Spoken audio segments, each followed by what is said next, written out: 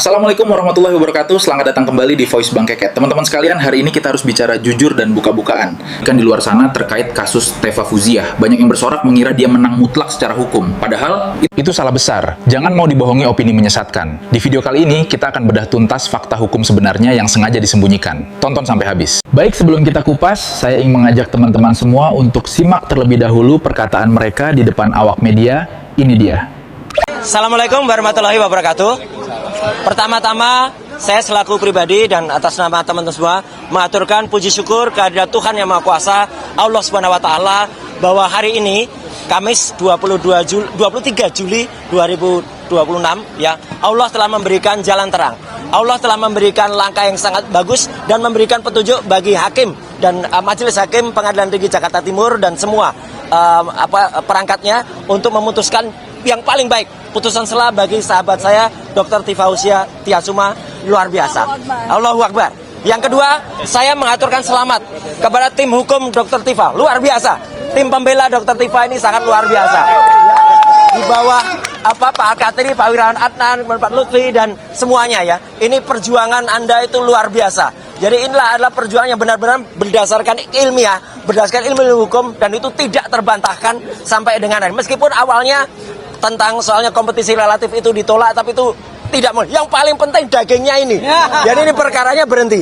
Yang ketiga, perkara ini adalah gugatannya sama dengan yang saya terima.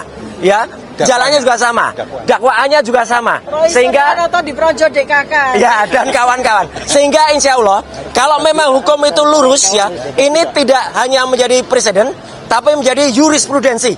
Jadi putusan dari Dr. Teva Fauziah Tiasuma ini akan kemudian nanti harus berlaku juga untuk kemudian kasus saya. Meskipun saya tetap harus menjalani persidangan dulu, kemudian kita masukkan gugatan yang sama. Dan terakhir, saya sangat mendukung upaya Dr. Teva selama ini. Teruskan dok perjuangannya. Dr. Teva adalah ilmuwan muda yang luar biasa dan beliau akan membedah otak. Saya makanya pakai kaos ini. Ini Dr. Teva dengan analisis neopolitikanya. Ya, tiap pagi ganti kaos. Iya. Jadi Dr. Teva tetap akan terus berjuang. Saya juga terus berjuang. Terima kasih juga untuk semua teman lawyer yang mungkin sekarang sudah tidak membersamai lagi juga ya, untuk tim yang lain. Insya Allah kita tetap berjuang bersama. Dan untuk 3 sahabat kita ya, Mas Faris Al-Fadilah, Rustam Afeni dan Bu Kurnia, kami tetap membersamai Anda semua. Ya, Allahu Akbar. Terima kasih. Wassalamualaikum warahmatullahi wabarakatuh.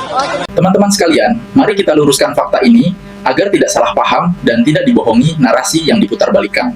Ini bukan kemenangan isi perkara. Putusan yang diklaim kemenangan oleh Ibu Teva Fauziah bukan berarti beliau dinyatakan tidak bersalah, bukan juga berarti apa yang beliau ucapkan itu benar secara hukum. Alasan utama hanya cacat teknis saja. Majelis hakim menolak surat dakwaan bukan karena tidak ada bukti, melainkan karena cara penulisan surat dakwaan dari pihak jaksa ada yang kurang tepat. Dan jaksa mencantumkan sekaligus 2 aturan hukum yang berbeda, yaitu KUHP lama dan KUHP baru, tanpa menentukan secara pasti mana yang dipakai. Hal ini membuat susunan dakwaan menjadi tidak jelas dan melanggar aturan prosedur persidangan. Apa akibatnya? Perkara ini belum selesai dan belum berakhir. Berkas perkara hanya dikembalikan kepada jaksa untuk diperbaiki susunan dakwaannya. Setelah diperbaiki sesuai aturan, jaksa berhak dan bisa kembali mengajukan persidangan, dan proses hukum akan berjalan lagi seperti semula. Jadi jangan terkecoh, ini hanyalah masalah teknis administrasi di awal persidangan. Belum ada satupun hakim yang menilai apakah perbuatan yang dituduhkan itu benar atau salah, apakah ada fitnah atau tidak. Proses hukum masih terbuka lebar untuk dilanjutkan sampai kebenaran benar-benar terungkap. Teman-teman sekalian, perlu saya tekankan kembali dengan sangat jelas, proses persidangan ini sama sekali belum berakhir. Berkas perkara ini saat ini hanya dikembalikan oleh pengadilan kepada jaksa di kejaksaan untuk diperbaiki sesuai aturan hukum yang berlaku. Artinya, pintu proses hukum masih terbuka lebar untuk dilanjutkan kembali. Perkara dugaan pencemaran nama baik yang dilakukan oleh Ibu Teva Fauziah belum dinyatakan berkekuatan hukum tetap atau inkrah. Jadi sama sekali belum ada keputusan mutlak yang menyatakan bahwa beliau benar-benar menang atau bebas dari tuduhan tersebut. Keputusan ini hanya menyangkut kekeliruan teknis di awal penulisan surat dakwaan. Sama sekali tidak menilai apakah perbuatan yang dilakukan itu benar atau salah. Justru sebaliknya, apa yang telah disampaikan dan disebarkan oleh Ibu Teva Fauziah itu banyak yang menyimpang dari fakta.